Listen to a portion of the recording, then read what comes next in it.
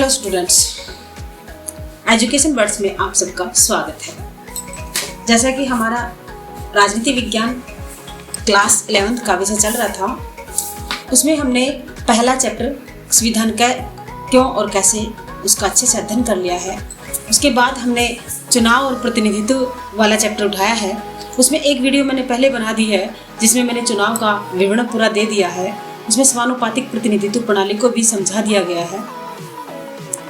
इस प्रकार आगे हम जब इस चैप्टर का अगर तुमने फर्स्ट वीडियो नहीं देखा है तो डिस्क्रिप्शन में उसकी आपको लिंक मिल जाएगी, उससे आप उस चैप्टर को देख सकते हैं। आगे हम इसका देखते हैं कि राज्यसभा के चुनाव में समानुपातिक प्रतिनिधित्व प्रणाली।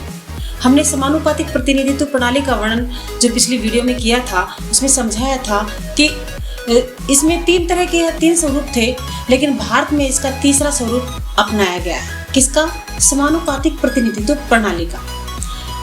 और ये खास कर राज्यसभा के चुनाव में देखने को मिलता है। इसे हम एकल संक्रमणीय मत प्रणाली भी कहते हैं। हम इसको क्या कहेंगे? एकल संक्रमणीय मत प्रणाली। अब हमारा प्रश्न बनता है कि एकल संक्रमणीय मत प्रणाली किसे कहते हैं? तो समानुपातिक प्रतिनिधित्व का एक तीसरा स्वरूप हमें भारत में राज्यसभा के चुनाव में देखने को मिलता है, यानी कि एक संक्रमणीय मत प्रणाली कहते हैं। प्रत्येक राज्य को राज्यसभा में सीटों का एक निश्चित कोटा प्राप्त है। हमें पता है ना कि राजस्थान में राज्यसभा की कितनी सीटें हैं, बताओ? 10 सीटें हैं और लोकसभा की 25 सीटें हैं। तो प्रत्येक राज्य को इसी प्रकार सीटों का आवंटन कर रखा है। सबसे ज्यादा जो राज्यसभा में सीटें मिली हुई हैं उत्तर प्रदेश राज्य को मिली हुई है, और बहुत सारे ऐसे राज्य जिनको एक एक दो सीटें ही मिली हुई है राज्यसभा में। राज्यों की विधानसभा के सदस्यों द्वारा इन सीटों के लिए चुनाव किया जाता है। अब हमें पता है कि राजस्थान विधानसभा में कितनी सीटें हैं, कितने विधायक हैं हमारे राज्य की विधानसभा में? 200। इसमें राज्य के विधायक ही मतदाता करते हैं, यानी कि वो 200 ही मतदाता चुनाव लड़ेंगे, मतदाता वोटिंग करेंगे। मतदाता चुनाव में खड़े सभी प्रत्याशियों को अपनी पसंद के अनुसार एक वरीयता क्रम में मत देते हैं, यानी कि जिसकी पहली पसंद होती है तो पहले उसको देते हैं, दूसरी पसंद दूसरे उम्मीदवार को देते हैं। यानी कि अगर 5 कैंडिडेट खड़े हैं तो सबसे ज्यादा पहली प्राथमिकता कौन से कैंडिडेट को दी जाती है, ये महत्व रखता है। और दूसरा अपना, यानी कि हमें वोटिंग करनी है 5 को, लेकिन पहले हमें किसको वोटिंग करनी है वो महत्व रखता है। जीतने के लिए किसी प्रत्याशी को मतों का एक कोटा प्राप्त करना होता है, और ये हमारे पास फार्मूला दिया हुआ है, नीचे देखो, इसको अंडरलाइन करो, देखो अच्छे से। हमें ये फार्मूला यूज करना है। अब इसको समझना है हमें। सबसे पहले हमें देखना है कुल मतदान। हमें पता है हमारी विधानसभा में कितने सदस्य हैं? 200। तो मतदान कितना हुआ? 200, यानी कितने वोट डालेंगे? 200। अब अपॉन यानी कि बटे में कितने लगाएंगे? कुल विजयी उम्मीदवार, यानी कि हमने कितने राज्यसभा में सदस्य भेजने हैं।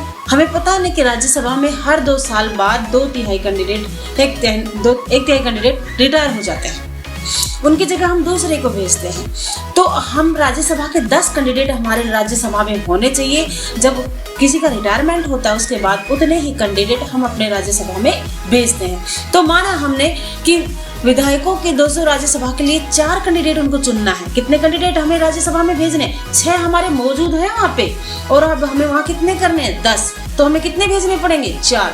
अब 4 उम्मीदवारों के लिए हमने जो फार्मूला लिया कि 200 तो हमारे क्या है? विधायक, इतना मतदान डालेगा, और बटे में हमने क्या कितने चुनने हैं? 4।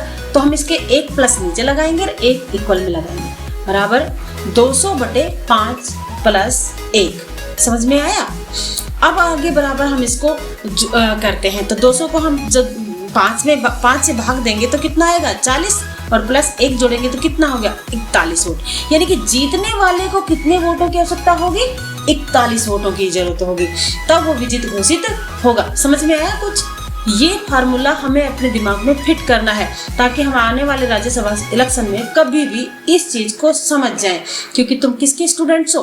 पॉलिटिकल साइंस के। इसलिए हमें ये फार्मूलेज बिल्कुल अच्छे से याद करने हैं। जब मतगणना होती है तब उम्मीदवारों को प्राप्त प्रथम वरीयता, यानी कि जो फर्स्ट होते हैं उनको कितने लोगों ने चुना, यानी अगर 41 जो प्रथम व्यक्ति होता है उसको 41 वोट मिल गए तो वो विजेता घोषित हो गया। परंतु अगर उसे 41 वोट नहीं मिले यदि प्रत्याशियों की वंचित संख्या वोटों का कोटा नहीं प्राप्त कर पाती तो फिर दोबारा से क्या होगी, पुनः मतगणना होगी। यानी चारों कैंडिडेट में से अगर किसी ने 41 वोट प्राप्त नहीं किए तो वापस से क्या होगी, मतगणना होगी। ऐसे उसी प्रत्याशी को मतगणना से निकाल दिया जाता है जिसे प्रथम वरीयता वाले सबसे कम वोट मिले हैं। यानी कि प्रथम जिनको चुना गया है उनमें सबसे कम जिसको वोट मिले हैं उसको क्या कर दिया जाएगा, उस रेस से बाहर कर दिया जाएगा। उसके वोटों को क्या करेंगे, अन्य प्रत्याशियों में बांट देंगे, यानी बाकी 3 में उनको बांट देंगे। ऐसा करने में प्रत्येक मत पत्र पर अंकित द्वितीय वाले प्रत्याशी यानी सेकंड जो वरीयता रहती है उस मत को हस्तांतरित कर दिया जाता है। यानी कि मैंने मान लो 4 में से पहले एक हरीश, सुरेश, रमेश और XYZ जो भी मान लिया, उनमें से मैंने हरीश को फर्स्ट चुना, रमेश को मैंने सेकंड चुना और रमेश है जो उसको फर्स्ट वरीयता वाले सबसे कम वोट मिले हुए हैं, हरीश को जो है सबसे कम वोट मिले हुए हैं और मैंने रमेश को सेकंड चुना है। तो क्या होगा, हरीश जो है आउट हो जाएगा और हरीश के जितने भी वोट होते हैं वो रमेश को मिल जाएंगे। इस प्रकार जो कम मत प्राप्त करता है उसको आउट ऑफ रेस कर दिया जाता है और इस प्रक्रिया को तब तक जारी रखा जाता है जब तक वांछित संख्या के बराबर विजयी प्रत्याशी को घोषित नहीं कर दिया जाता। यानी कि जब तक वोट 41 उसको प्राप्त नहीं हो जाते। अब देखते हैं भारत में सर्वाधिक वोट से जीत की प्रणाली क्यों स्वीकार की गई। हमें ये प्रश्न है हमारा, इसका अनुमान लगाना कठिन है। यदि आपने ऊपर बॉक्स में राज्यसभा के इलेक्शन देखा तो आपके समझ में आया होगा कि प्रक्रिया काफी जटिल है, जो किसी छोटे देश में तो लागू हो सकती है, लेकिन भारत क्या है, एक उपमहाद्वीप है और पूरा विशाल देश है। सर्वाधिक वोट से जीत वाली व्यवस्था को ही इसकी सफलता का लोकप्रियता का कारण है। यानी कि उन सामान्य मतदाताओं के लिए जिन्हें राजनीति और चुनाव का ज्ञान नहीं है, हमें पता है कि हमारी जनरेशन क्या है, भारत की ज्यादातर जनसंख्या अनपढ़ है और इस अनपढ़ में ये अनुपातिक प्रतिनिधित्व प्रणाली का सिस्टम वो नहीं समझ पाएंगे और इस चुनाव व्यवस्था को समझना बहुत उनके लिए कठिन हो जाएगा।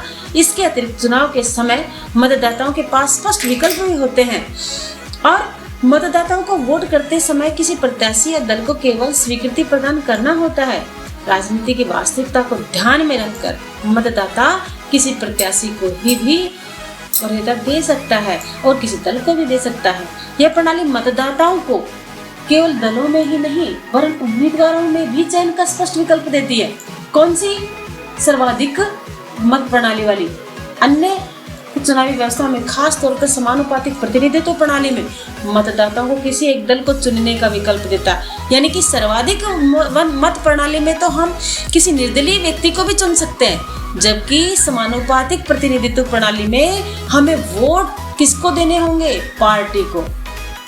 इस प्रकार किसी क्षेत्र विशेष का प्रतिनिधित्व करने वाला और उसके प्रति उत्तरदायी कोई एक प्रतिनिधि नहीं होता, लेकिन सर्वाधिक वोट से जीत वाली व्यवस्था पर आधारित निर्वाचन क्षेत्र में मतदाता जानते हैं कि उनका प्रतिनिधि कौन है और उसे उत्तरदायी ठहरा सकते हैं। यानी कि समानुपातिक प्रतिनिधित्व प्रणाली होगी तो पूरी पार्टी को वोटिंग की जाती है, जबकि हम एक सर्वाधिक वोट वाली प्रणाली में किसी एक निर्दलीय व्यक्ति को भी इलेक्टेड करा सकते हैं, चुन सकते हैं, अपना प्रतिनिधि बना सकते हैं। और इसमें सबसे महत्वपूर्ण बात यह है कि संविधान निर्माता समझते थे कि समानुपातिक प्रतिनिधित्व प्रणाली पर आधारित चुनाव संसदीय प्रणाली में सरकार के स्थायित्व के लिए उपयुक्त नहीं होंगे। अब आगे हम अध्याय में देखेंगे संसदीय प्रणाली की प्रकृति, इसमें हमें आगे समझना है इसको। अब हम इसमें देखते हैं, ये हमारा जो पुराना आंकड़ा है इसको हम नहीं करेंगे, हमारे ये काम का भी नहीं है। इसके बाद देखते हैं जो ये सीटें उन्हें ये हमने जो इसका आंकड़ा दिया हुआ है इसके आधार पर समानुपातिक प्रतिनिधित्व प्रणाली का वर्णन दिया गया है। ये हमारे लिए ज़्यादा इम्पोर्टेंट नहीं रखता। संविधान का अब तक का कामकाज संविधान निर्माताओं की अपेक्षाओं को प्रमाणित करता है। संविधान निर्माताओं की उम्मीदों को संविधान की कार्यप्रणाली से प्राप्त अनुभव प्रमाणित करता है। सर्वाधिक मत से जीत वाली प्रणाली आम मतदाता के लिए और सरल और सुपरिचित सिद्ध हुई है। इसलिए भारत में समानुपातिक प्रतिनिधित्व प्रणाली की बजाय सर्वाधिक वोट वाली प्रणाली को ज्यादा महत्व दिया गया है। इसने केंद्र और राज्यों में बड़े दलों को स्पष्ट बहुमत प्राप्त करने में मदद की है। इस प्रणाली ने उन दलों को भी हतोत्साहित किया है, यानी कि निरुत्साहित किया है, जो किसी एक जाति या समुदाय से ही अपने सभी वोट प्राप्त करते हैं। सामान्यतः सर्वाधिक मत से जीत वाली प्रणाली से द्विदलीय व्यवस्था उभरती है, यानी कि दो दल वाली उभरती है। यानी जो दो दल होंगे मोस्ट, उनमें से किसी एक दल को ही विजित करना पड़ता है और सत्ता भी उनमें बारी बारी प्राप्त होगी। नए दलों या किसी तीसरी पार्टी का प्रतियोगिता में शामिल होने और सत्ता प्राप्त करने की में कठिनाई बहुत ज्यादा होगी। भारत में इस प्रणाली का अनुभव कुछ अलग है।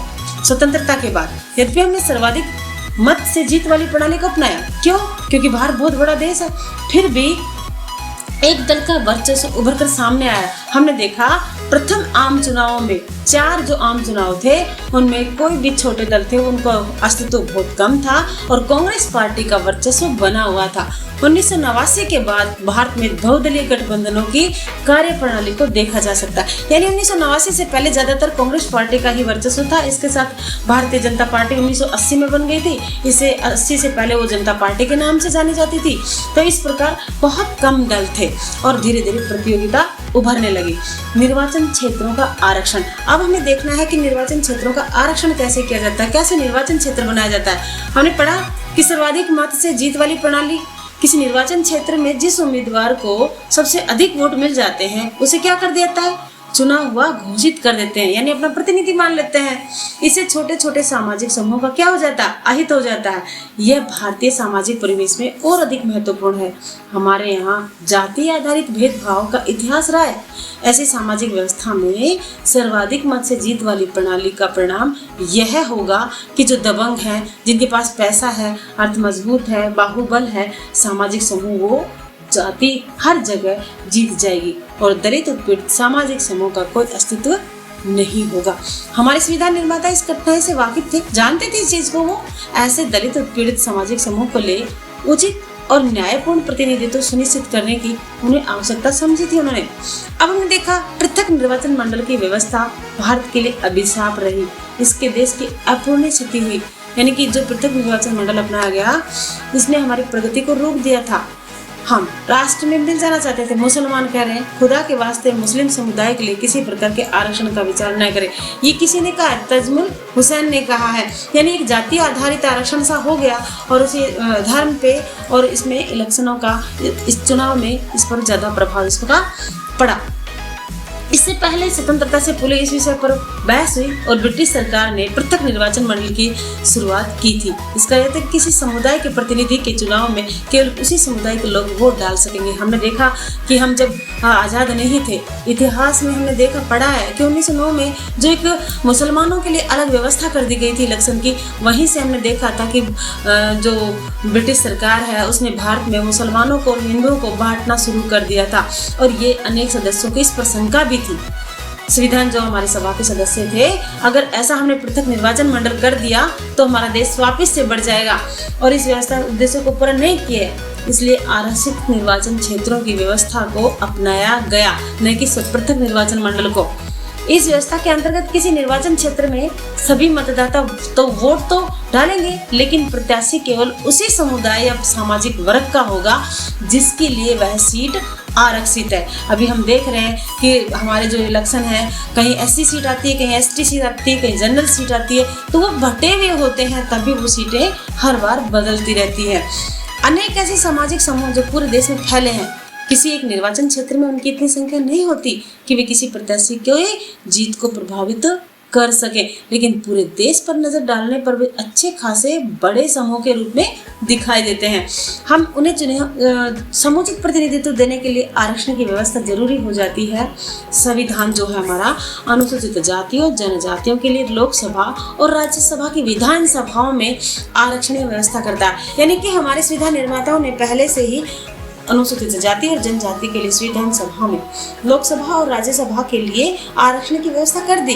प्रारंभ में 10 वर्ष के लिए रखी थी, अनेक संवैधानिक संशोधन द्वारा इसे बढ़ाकर 2020 तक अभी वर्तमान में कर दी गई है। अब देखते हैं 2020 से इसको बढ़ा करके कितना किया जाता है। इस अवधि को खत्म होने में अभी समय लगेगा। इन दोनों समूह के आरक्षित सीटों का वही अनुपात है जो भारत की जनसंख्या में इसके अनुपात है। यानी लोकसभा की 543 निर्वाचित सीटों में कितनी 84, अंडरलाइन करना इसको, अनुसूचित जाति और 47 कितनी 47 अनुसूचित जनजाति। ये 2000 सितंबर की इसमें 2012 की स्थिति को दिखाया गया है, लेकिन वर्तमान में भी ये स्थिति है। आगे देखा जाए तो कौन से निर्वाचन क्षेत्र में आरक्षित होंगे, यह तय करता है कि आधा निर्णय लिया जाएगा। यानी कि आरक्षण के लिए निर्वाचन क्षेत्रों का एक वोट होता है जो उस राज्य में अनुसूचित जाति, अनुसूचित जनजाति की संख्या के अनुपात में होता है। हमारे सामने एक परिसीमन आ गया। परिसीमन के बाद यानी कि परिसीमन आयोग क्या है, हमें याद होना चाहिए। परिसीमन आयोग क्या है, इसको अंडरलाइन करना है। इससे हमारा 1 नंबर का क्वेश्चन भी बनता है, 2 नंबर का क्वेश्चन भी बनता है। यानी परिसीमन आयोग प्रत्येक निर्वाचन क्षेत्र में जनसंख्या की संरचना देखता है। यानी कि परिसीमन आयोग का काम क्या हो गया, जनसंख्या की संरचना देखना। क्षेत्र में जिन निर्वाचन क्षेत्रों में अनुसूचित जाति जनजाति की संख्या सबसे ज्यादा होती है उसके लिए अनेक आरक्षण किया जाता है। अनुसूचित जातियों के मामले में परिसीमन आयोग 2 बातों पर ध्यान देता है। कौन कौन से आयोग उन निर्वाचन क्षेत्रों को चुनता है जिसमें अनुसूचित जातियों का अनुपात ज्यादा होता है, लेकिन वह इन निर्वाचन क्षेत्रों को राज्य के विभिन्न भागों में भी फैला देता है, इसलिए कि अनुसूचित जाति के पूरे देश में बिखराव समरूप है। जब कभी भी परिसीमन का काम होता है इन आरक्षित क्षेत्रों में कुछ परिवर्तन कर दिया जाता है और संविधान अन्य उपेक्षित या कमजोर वर्गों के लिए, उपेक्षित या जिनकी उपेक्षा की गई है के लिए इस प्रकार के आरक्षण की कोई व्यवस्था नहीं करता। इधर हम देखते हैं लोकसभा और राज्यों की विधानसभाओं में महिलाओं के लिए भी आरक्षण की मांग उठी। यह देखते हुए कि प्रतिनिधित्व संस्थाओं में बहुत कम महिलाएं चुनी जाती हैं, उनके लिए 1/3 सीटें आरक्षित करने की बात रही है। शहरी और ग्रामीण स्थानीय सरकारों में महिलाओं के सीटों के लिए आरक्षित कर दी गई है। यानी कि हमारे ग्राम पंचायत और नगर निगम नगर पालिकाओं में तो हमने महिला सीट आरक्षित कर दी है 33, लेकिन अभी विधानसभा और लोकसभा में इनमें सीटों का महिलाओं के लिए आरक्षण नहीं है। इसे हम स्थानीय सरकार वाले अध्याय में पढ़ेंगे। लोकसभा और विधानसभा में ऐसी व्यवस्था करने के लिए संविधान का संशोधन करना पड़ेगा। इसके लिए लोकसभा में कई बार संशोधन प्रस्ताव तो आया, लेकिन अभी तक पारित नहीं हुआ, इसलिए इसके आगे का हम आगे अध्ययन करेंगे। आप कृपया करके इसको अच्छे से ध्यान से कर ले। जो भी आपके डाउट हो मुझे लिख के कमेंट में भेजें, मैं आपके डाउट क्लियर करूंगी। धन्यवाद।